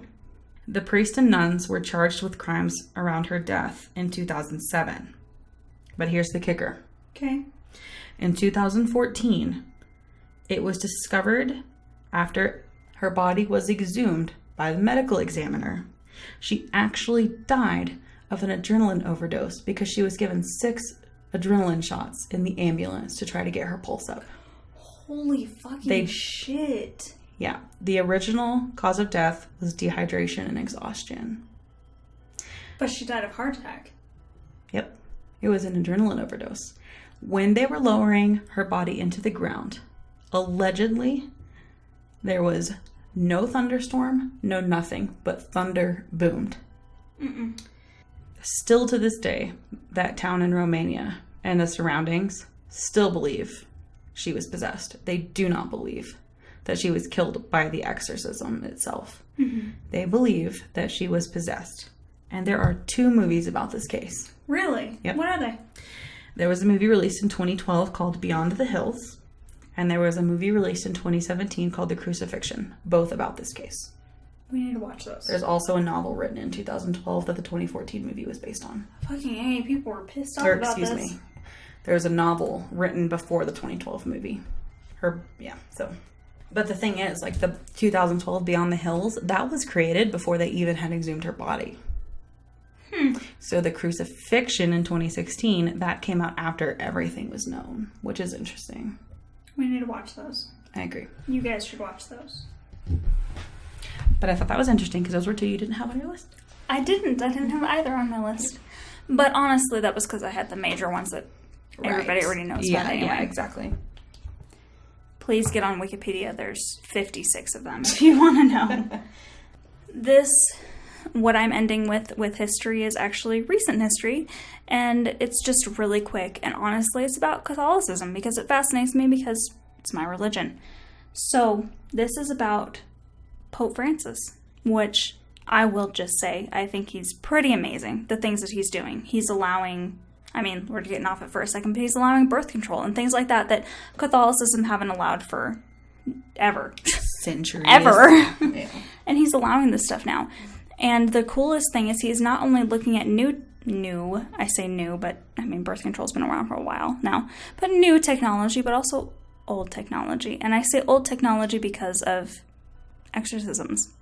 He's actually really into that information. So, and this article was written in 2014, so we're just going to go back to that time frame. Just last month, the 9th annual Exorcism and Prayer for Liberation Conference took place in Rome. Over 200 attendees came from around the world to learn about a multidisciplinary method to performing the ritual. So he invited people to go to Rome to learn how to be exorcists. In attendance were not only priests, but also doctors and criminologists. Currently, there are 250 priests in Italy that are authorized to perform exorcisms, but the church would like to train several more because Pope Francis's strong belief in Satan. So, off topic first, or not off topic, but off this article for a second. Pope Francis strongly believes that Satan is a thing. It's not just a word that we use. He is around, he is causing problems, and people need exorcists around. So he is training more of them. Actively. I would like to divert real quick. Mm-hmm. We know a Vatican ordained exorcist. We do. But we can't talk about him. We can't. I wish we had brought him on this, honestly. So he is just asking more and more people to become exorcists. Pope Francis, who currently resides as the Bishop of Rome, which we know as the Pope, same thing, has centered on the devil in many of his teachings over the past year. Many believe that he has been more focused on the paranormal forces of the devil than any other pope since the 70s, which the 70s, that's JP2. That's what we talked about before, when I was like, that must be JP2? Yeah. Okay. It was speculated that he performed a public exorcism in St. Peter's Square last May when he placed his hands over a man and recited a prayer. His papacy has led to the resurgence of the exorcism ritual and the number of trained exorcists in each diocese.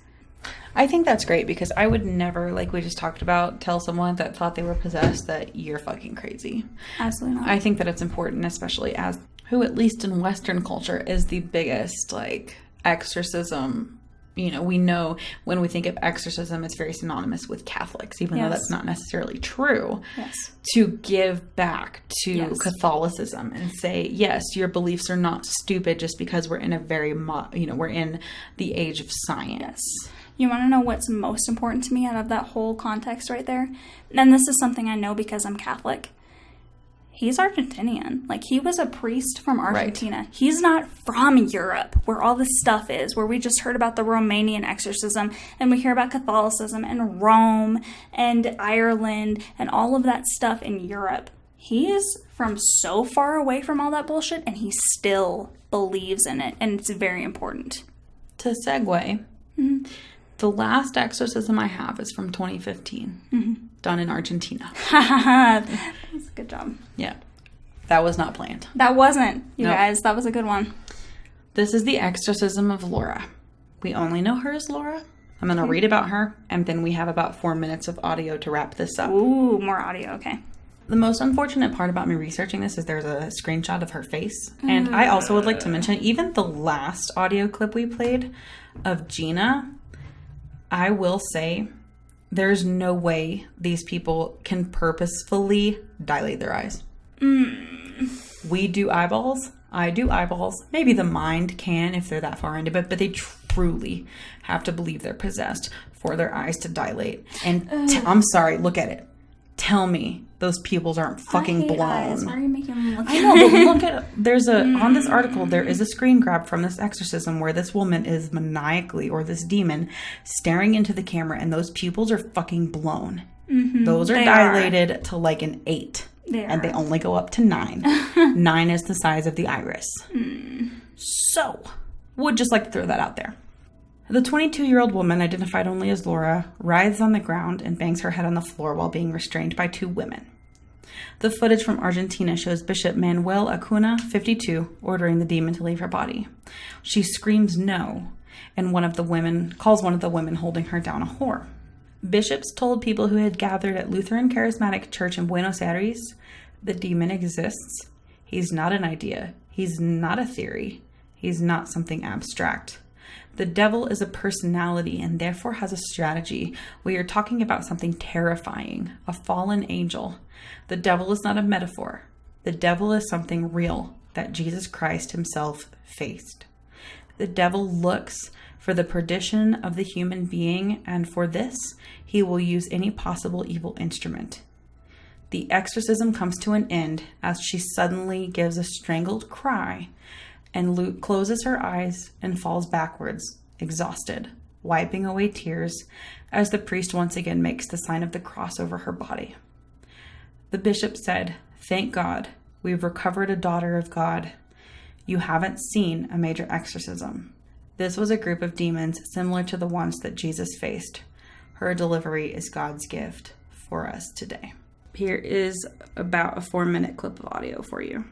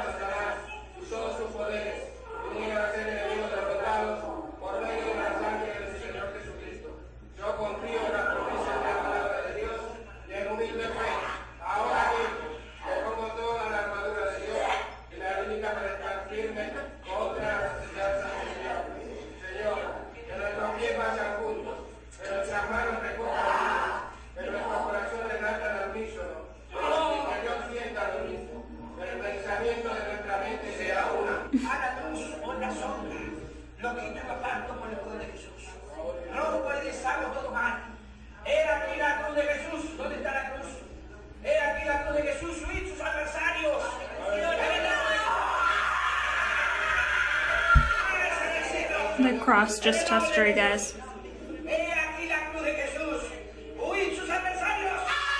And again.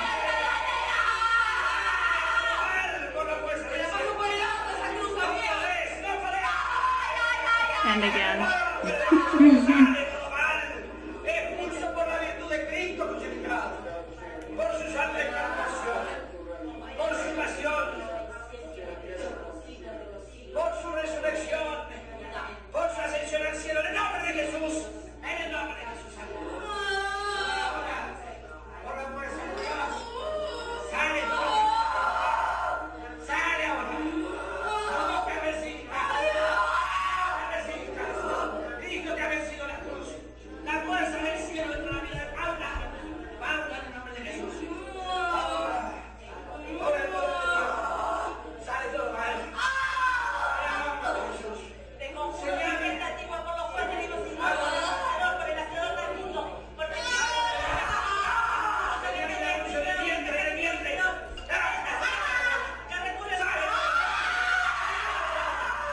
Look at her fucking eyes, bro.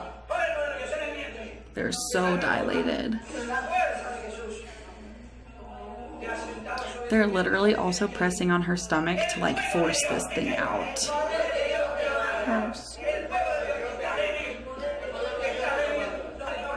And then they keep turning her on her side like she's gonna throw up. Yeah. I'm assuming they're trying to make her throw it up. That would be my assumption too. There are 6 people on the ground with her, too. Holding her down. Look at her eyes, bro.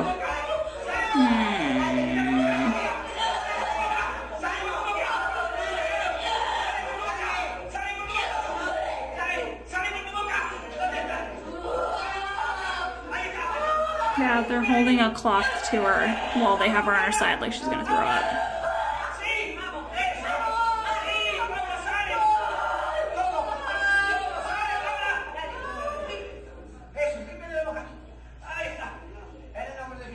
I think she passed out. Yep.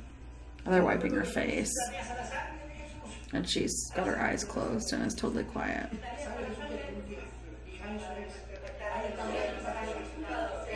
This is definitely the most involved, intense exorcism out of them. Mm-hmm. Well, that we've seen, honestly, we haven't seen any out of video. the 3. That's true. We saw audio. We don't know what happened to Annalise, honestly. So basically what I gathered is exorcism is a lot of screaming and then screaming back and then screaming and then screaming back and then screaming and then screaming back. But, I mean, there is definitely, like, you could see in that and the previous one, that is a lot of acting for attention, if that's what it is. Like, that's a lot of effort. Yeah. I wouldn't want to. I feel like, leave me alone. Yeah. I mean, this last one that we just listened to, I know it was muffled, but the audio and video wasn't, like, super great quality, even though it was 2015. Mm-hmm. It was just, I mean, I don't know why. I know there are pretty severe mental illnesses that you know. That need attention like that. Exactly. But I just, like, that was so intense. And the physical responses that you can see that her body is giving off is very intense. And if that is a mental illness, then it needs to be, maybe an exorcism is one of the treatment methods, to be quite honest. Definitely. We completely burned our candles out. And we're very drunk. And it's fucking hot in here. Dude, I'm so sweaty. Me too. And I'm so glad this is over. I actually did not, as I drank more, I got a little bit better about thinking about it more subjectively or objectively, I guess, if you will, too. Because I guess I was just, you know how drinking can either exacerbate or make you minimize. More scared. Yeah, I think it minimized, because just when I was doing the research, the Annalise thing, if we had dwelled on that more, I think we could do a whole episode just about that. For sure. I almost thought about that for a second. I was like, we should have an Annalise episode. Yeah, because, I mean, an hour and a half of audio. I mean, maybe we don't go through all of it, but that is one of the best documented exorcisms in history. We're sitting at 2 hours right now, you guys. It'll be cut down, but that's not how as long much we've as you been think. sitting in here. Yeah, but it's just like, we knew this episode was going to be what it was because it's my greatest fear. Yeah, and it is so culturally it's like aliens, like every single fucking culture from the beginning of time. And how do you ignore that? It's not crazy. It's not hokey. It is prominent. It is still very real in whatever respect you choose to believe it is. Yes. Whether you think that that's because we as humans make up this good and evil dynamic so that we can get through life and give things that don't make sense to us an excuse, that's fine. But it still exists. I mean, we've learned quite a bit about mental health, but it still hasn't gone away.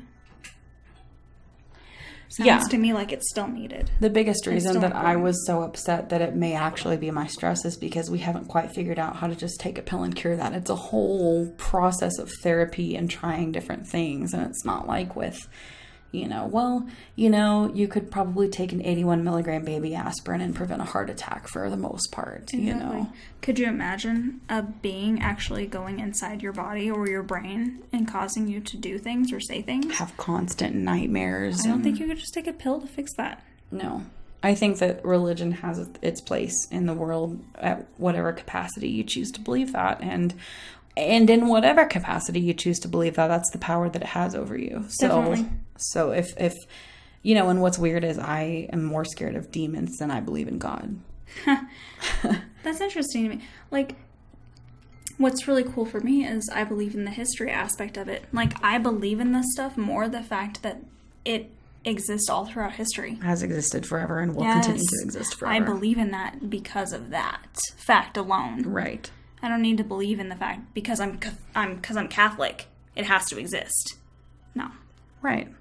Well, you'd be naive to say it's only this type of exorcism. It's only this type of evil. It's only Catholic. It's only method. Whatever the case may be. Exactly. Because then you're choosing to ignore millions of years worth of history. Exactly. Longer than Catholicism has been around, we've had exorcisms. Yes. So. Literally. Which is both comforting and terrifying. Yeah, true. Well, if you listened all the way through, thank you. We hope that you enjoyed it. We hope that it creeped you out, but we also hope that it was educational. Interesting. Comforting, scary, whatever. I don't know. We drink and we just do stuff. Nothing is planned. Nothing is scripted. No. So, again, we hope you enjoy it. And thank you guys so much for hanging out with us. This is one of my favorite things that we do because we just get to cut loose and talk about scary shit. And it's outside of the boundaries of a script. Mm-hmm. And so, I mean, maybe not next year because we have a special little segment that we're doing next year that's going to take up a lot of time. But, you know, if this is something that is more interesting to you or you want more of, then let us know. Please. We do this for us, but we also do this to be entertaining, obviously, at least to some extent. And so if there's something that you would like talked about, maybe we have it on our schedule. Yeah. It may be coming, or maybe we haven't thought of it yet. So Exactly. please. We may go, oh my God. Yeah. We need to do that. And so when I plug our socials, of course, we would love followers, but more than anything, we would love engagement, to hear from you as a listener. So please hit us up on Facebook and Instagram. You can find us at the Exorcisters Podcast. You can find us on Twitter at the Exorcisters. Feel free to email us anything at all.